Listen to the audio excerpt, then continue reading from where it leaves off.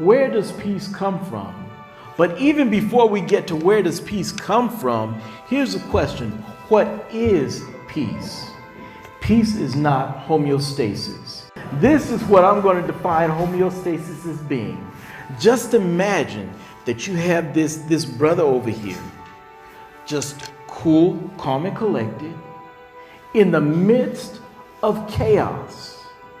And not just in the midst of chaos, but in the midst of chaos that he created. That's homeostasis. And here's the thing about that.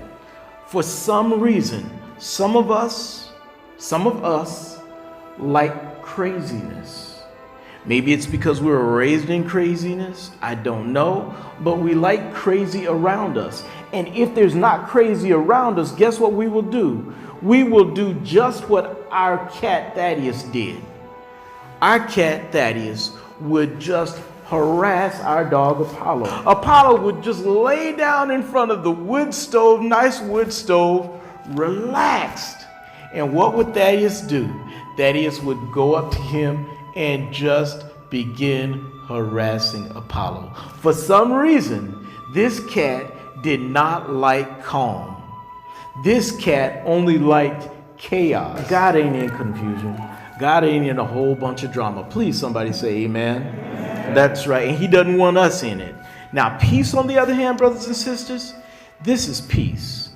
A person being cool, calm, and collected despite the drama. I know a brother who shared with me that despite what was going on around him, he chose to live a life of peace. He decided that he was going to get an education despite the separate and unequal educational system in the South. Amen? And he decided that he was going to get a good job despite the unfair wage practices that were going on in the South. Amen? Love isn't love till you're giving it away. Let me tell you right now, peace ain't peace until you've given it away.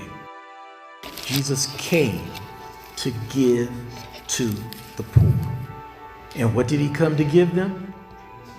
Peace. That's right. Don't mumble it. That's right. He came to give them peace. And remember that brother that we talked about who graduated despite the segregated South? We're talking about Dr. Martin Luther King. He graduated college at 16 years of age.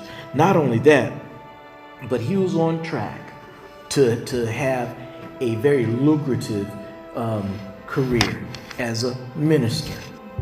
But something told him, peace ain't peace till you've given it away. Dr. King could not be at peace when he saw what was going on around him. And how many of us know that Dr. King was not just reaching out for folk of my hue? He was for everybody. And why am I talking about Dr. King today? April 4th, from here until Jesus comes, is going to be significant because that is when Dr. King was assassinated. His very last speech that he gave was about 2 weeks before his death. And he gave it in Greensboro, Mississippi. And what was he talking about? Voters' rights. He could have easily voted. So why would he make sure that people had the right to vote? Dr. King talked against the Vietnam War. Why would he talk against the Vietnam War? He didn't have to worry about being drafted. Why would Dr. King talk about workers' rights? He had a job. Amen? Why would Dr. King choose to be spat upon? Why would he choose for things to be thrown at him?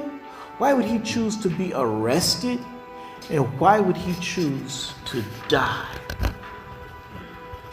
Because he realized that if everybody didn't have peace, then nobody truly had peace. Dr. King gave his final speech about 2 weeks before his death, before his assassination.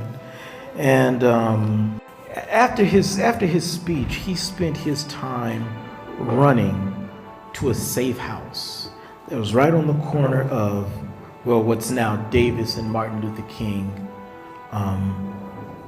Street. The reason why it's now Martin Luther King Street is because he ran into a safe house, and in that safe house, he stayed safe from the Klan that was after him.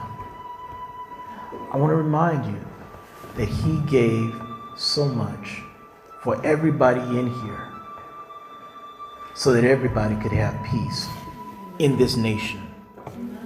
But my brothers and my sisters, and I know we say amen. I heard amens, but the thing is, it's like this.